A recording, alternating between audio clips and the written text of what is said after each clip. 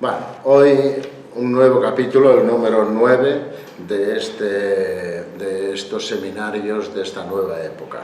Hoy hablaremos de cómo preparar una exposición clásica, es decir, aquella a la que estamos acostumbrados, sea en una sala cultural, sea en una galería, sea aquí mismo en el instituto, es decir, sea donde sea.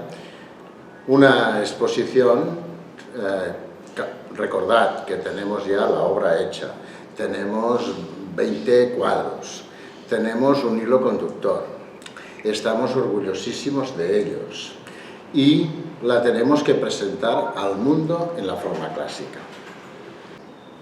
En una exposición clásica lo primero que tenemos que hacer es localizar el espacio, y el espacio puede ser, como he dicho, en una galería, en una sala cultural, en cualquier local que pueda acceder el público para poder exponer toda la obra y que haya espacio, tanto espacio de paredes, ¿no?, como espacio por delante de las obras, para que se puedan ver las obras a cierta distancia.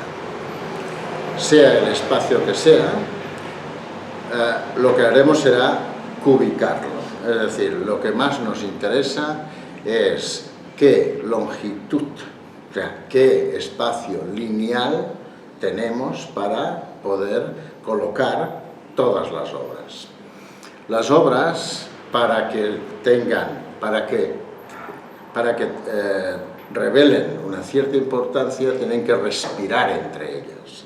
No podemos hacer una exposición como si fuera un bazar turco, ¿no? No podemos poner obras arriba y abajo y todas pegaditas para que quepan más, sino para que se vean bien las obras. Esas obras necesitan un espacio entre los 25 y los 35 centímetros entre ellas, entre una de la otra, entre los 25 y los 35 centímetros. Es verdad que podríamos ocupar una sala cuadrada de 10 metros por 10 con 4 obras exclusivamente, pero eso no sería la presentación clásica. La presentación clásica está entre los 25 y los 35 centímetros de separación entre una y otra. Sabiendo cuál es la longitud de las paredes a ocupar, sabiendo cuánto ocupan nuestros cuadros en conjunto y añadiéndoles esa distancia entre unos y otros, sabremos cuántas obras podremos exponer. Evidentemente, para poderlas exponer tienen que tener entre ellas un juego.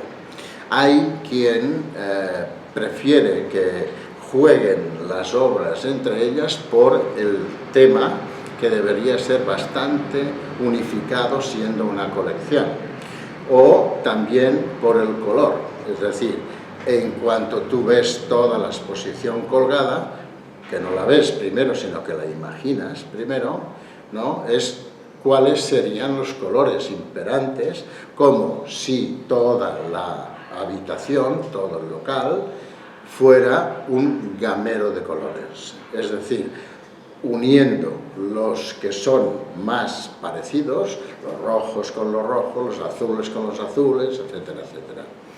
Luego también hay que jugar con los tamaños. Los tamaños, no está bien que pongamos un cuadro de grandes dimensiones y al lado uno de pequeñito, ¿bien?, porque el pequeñito siempre se quedaría menospreciado, ¿no? También tenemos que contemplar la iluminación para cada uno de esos cuadros, sea una iluminación en cortina o sea una iluminación en foco. Son las dos formas, las dos fórmulas que hay hoy día de iluminación.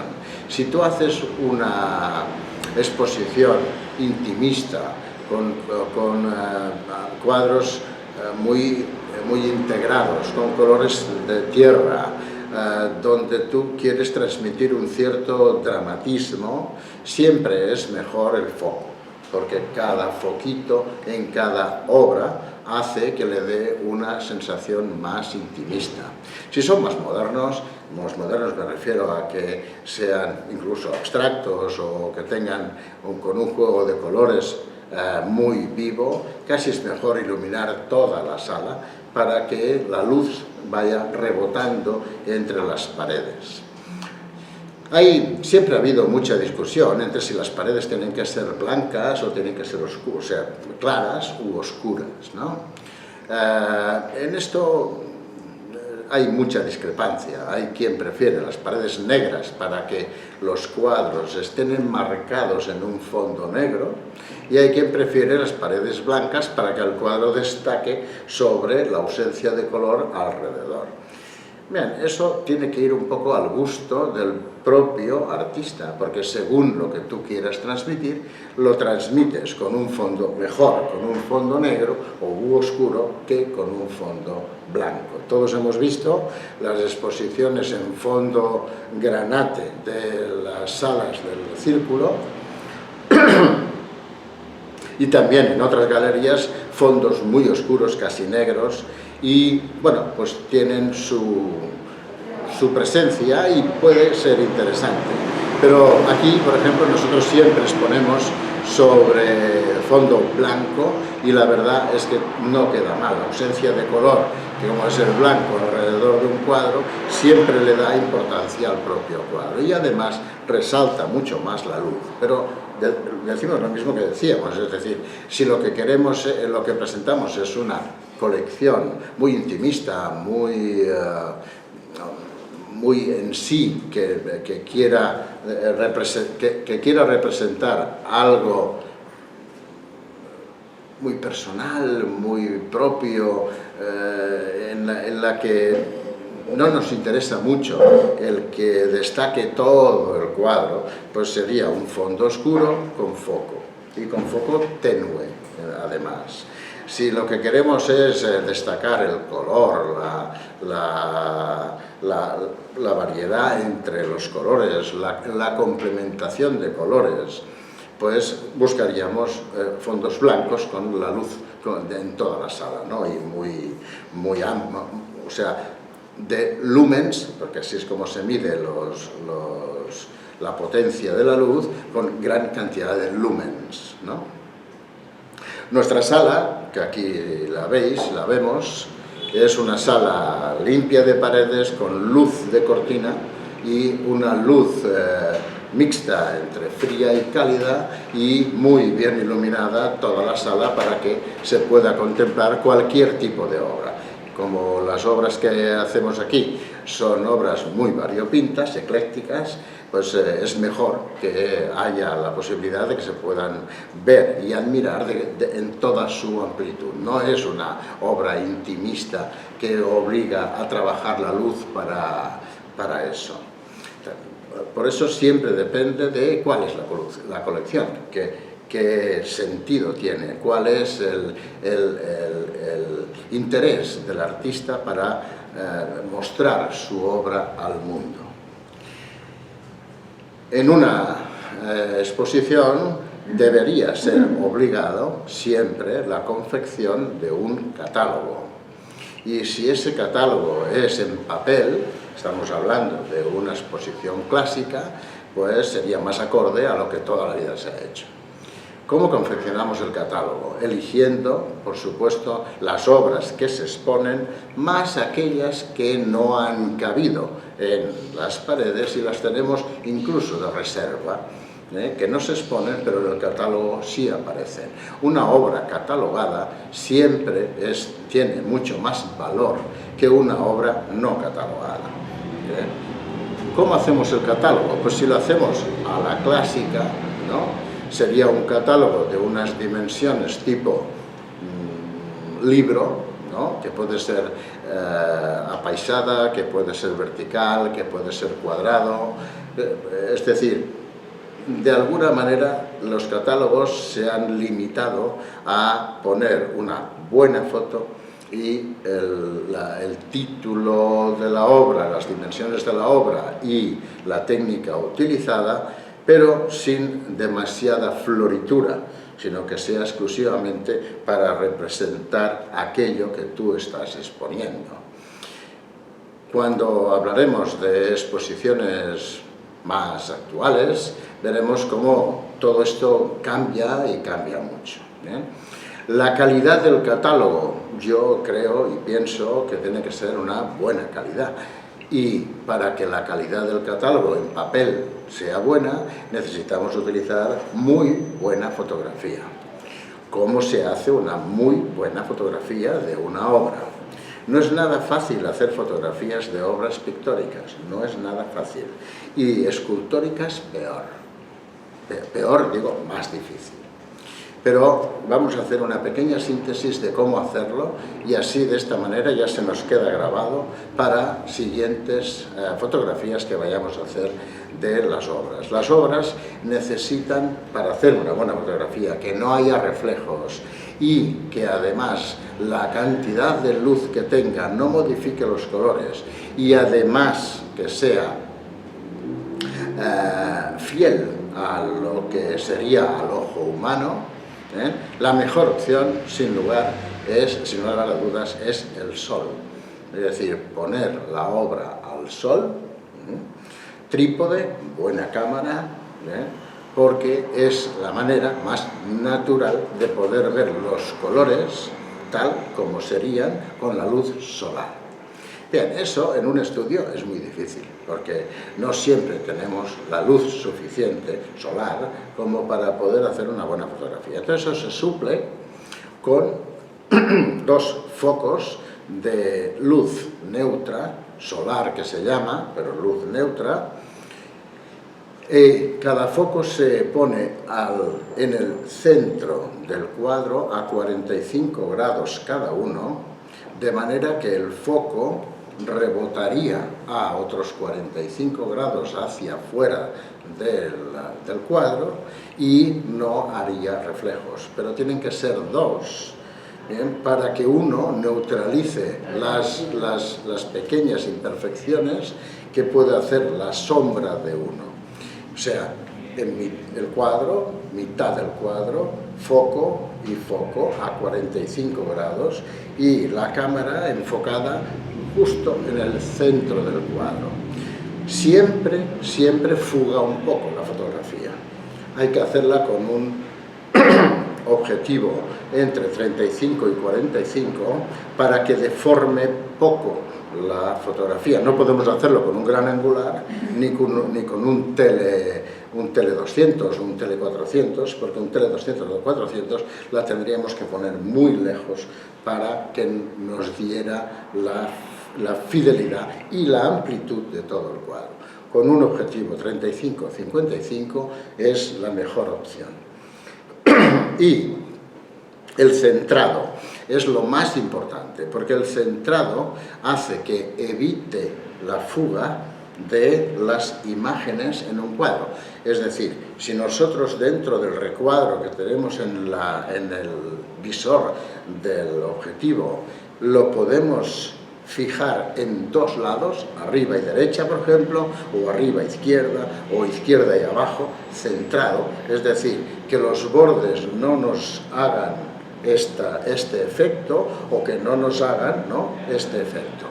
Si lo centramos, tiramos la fotografía, aunque cojamos aire de fuera del cuadro, luego con el Photoshop o con cualquier programa de tratamiento de imágenes, podemos recortarlo perfectamente a lo que es la amplitud del cuadro. Pero lo importante es que esté bien cuadrado, porque si no, fuga, ¿bien? Y entonces ya no es lo que tú estás presentando. Si esto lo haces con una buena cámara, el archivo, lo que le llaman el archivo RAW es el primario, el que tú sacas, es un archivo muy grande y puedes trabajar con él porque es realmente nítido. Es decir, puedes ampliarlo, puedes reducirlo, puedes utilizar solamente una parte, pero siempre y cuando tenga ese peso. Ese peso está, o debería estar, siempre mayor de los 5 megas para poder trabajar esa fotografía y para que luego la imprenta, sea digital o sea offset, sea también fiel para poder imprimir esa imagen sobre papel. El papel siempre debería ser satinado, porque si no es satinado el papel, absorbe tanta tinta que pierde color. Por lo tanto, un papel satinado, siempre. Y el grosor, la galga que llaman, el peso del papel, siempre por encima de 150 gramos por metro cuadrado. ¿Por qué? Pues para que cartee, es decir, para que no solamente esté satinado en la superficie y no se arrugue, sino que un papel bueno se da importancia a lo que tú estás presentando, ¿no? Ya tenemos el catálogo, ¿bien? Le vamos a poner un mensaje, le vamos a poner bien dicho sería un manifiesto a esa colección, deberíamos manifestarnos nosotros como autores de esa colección de qué ha sido para nosotros la idea, todo aquello que desarrollamos en los primeros seminarios, en un resumen que no sea pesado y que no pase de una página, para que la gente lo pueda leer con facilidad y que no se canse de leerlo. En un lenguaje entendible o poético, da igual, eso ya depende de la colección, cada uno lo va a hacer a su manera. Hay que poner un epígrafe en cada uno de los cuadros diciendo en una frase algo más sobre el cuadro, pues depende, ¿no?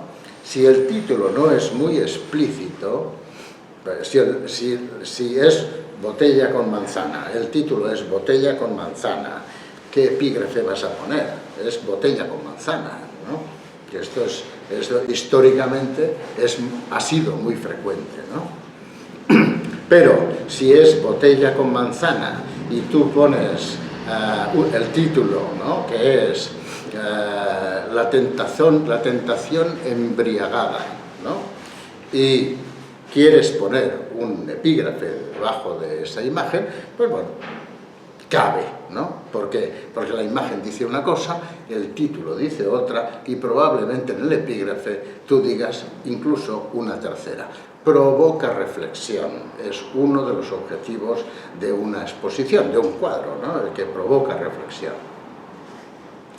Y, por supuesto, este catálogo, si está registrado en el Registro General de Ediciones de España, pues muchísimo mejor, porque ese catálogo acabará en los archivos de la Biblioteca Nacional de España.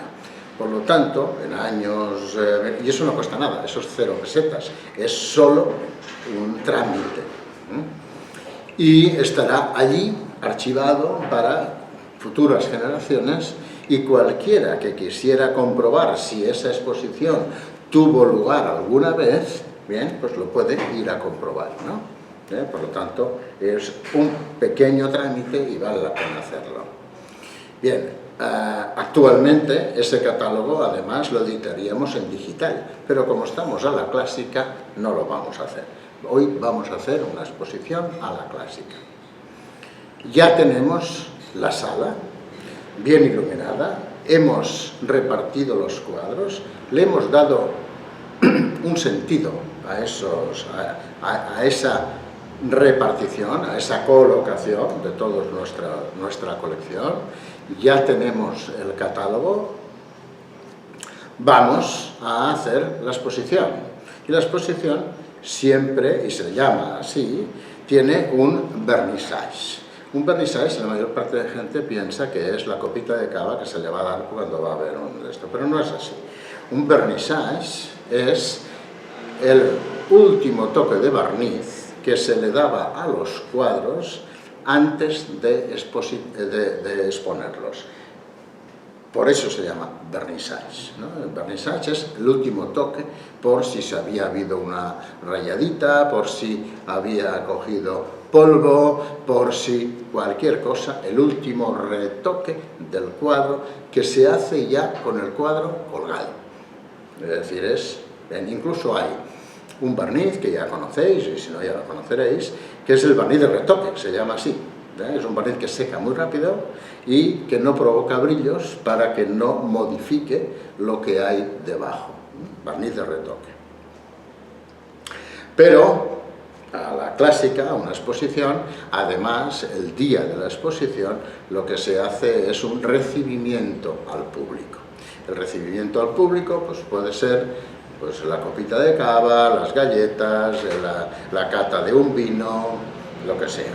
Dentro de la exposición, ya estamos ya en el día de la exposición, a la clásica era que alguien más o menos erudito del arte hiciera una presentación de esa exposición, una presentación oral, que a veces esa presentación en escrito estaba metida dentro del catálogo, a veces no. Pero se hacía una presentación oral. Era como decir, bueno, pues el crítico tal, X, ha venido a presentar mi exposición como autor y en la explicación ha querido dar un toque profesional de crítico de arte para ayudar un poquito más a esa exposición. Hoy día es difícil eso, porque hay muy pocos críticos que se den a hacer presentaciones de las exposiciones, pero está en tu mano poderlo hacer. Es decir, también tú puedes coger la palabra y hacer la presentación de tu obra, que al fin y al cabo será muy parecido a lo que hayas escrito en el catálogo. Ya hemos hecho la presentación. Todo el mundo viene a felicitarte o no, pero lo normal es que vengan a felicitarte. La actitud tuya, como decíamos el otro día, un artista es solo la actitud que muestra. La actitud es tu realidad o tu máscara, da igual. Lo importante es que esa actitud que tú hayas elegido, que es con la que quieres presentarte al mundo, se mantenga intacta. ¿Tendrá luego éxito o no tendrá éxito? Puedes ir de humilde, bueno, no sé, a veces, mira, salen las cosas, tal, o puedes ir de, ¿has visto lo que he hecho? O sea, da igual, cada uno va a elegir su actitud. Terminamos la exposición, va a estar 15 días, un mes, 3 meses en esa sala exponiéndose. Bien, y ha venido pues, los parientes, los amigos de los amigos y alguien espontáneo. O quizá alguien que ha venido de la mano de alguien que le interesa lo que tú haces, ¿no? Pues bien, parientes, amigos, ya los conocemos y luego si acaso nos vamos todos a cenar, pero los nuevos, ¿no? De alguna manera son los que te interesan para poder testar qué es lo que le ha parecido, qué intenciones tiene y en qué más le puedes enamorar, ¿no? Para que se siga interesando o que incluso pueda comprar algún cuadro. Por lo tanto, en fechas venideras después de la exposición, el trabajo principal, sea del galerista, del marchand, o sea tuya, es la de contactar. Tenía 20 pintores que estaban trabajando para él y él daba sus últimos retoques y era como una fábrica. El producto es tal, ¿cuánto mide? ¿Cuántos puntos tiene? ¿Vale tanto? ¿Quién se lo lleva? Quien sea, que se lo lleven. era muy diferente. ¿Por qué? Pues porque las casas se llenaban de imágenes, de pinturas, de esculturas, se llenaban. Todos vemos los pisos, las casas, ¿no? Los palacios modernistas, y están a rebosar de arte, ¿no? Cuadros, esculturas, muebles que tienen valor de arte, ¿no? Porque, bien, claro, todo eso pasó a la historia. Y pasó la historia con la Guerra Civil. Es decir, la Guerra Civil aquí en España rompe toda normatización, ¿no? de una forma de vivir, y se rompe por completo. Y volvemos a empezar. Y como volvemos a empezar, en la posguerra inmediata poca cosa se podía hacer, pero a partir de los años 60 es lo que estamos hablando hoy día. Así se organizaban las exposiciones. A partir de los 90, este tipo de exposiciones clásicas no está funcionando, y se optará por otras opciones, porque actualmente no funcionan. De hecho, las mismas galerías ya no hacen ese tipo de exposición, y las que lo hacen no lo hacen con pintores vivos, lo hacen de pintores muertos, cotizados, para poder vender la obra que ya interesa por un asunto más financiero que artístico. Hoy día tú te puedes encontrar una exposición de Urgell, ¿no? Y es toda una exposición de Urgell, que está en el fondo de arte de una galería que ha hecho esa colección y ahora la pone a la venta, ¿no? O de Nonelli, o sobre todo de los modernistas, que durante una buena época, hasta la pandemia, todavía se cotizaban, ¿no? Ha cambiado y cambiará mucho más.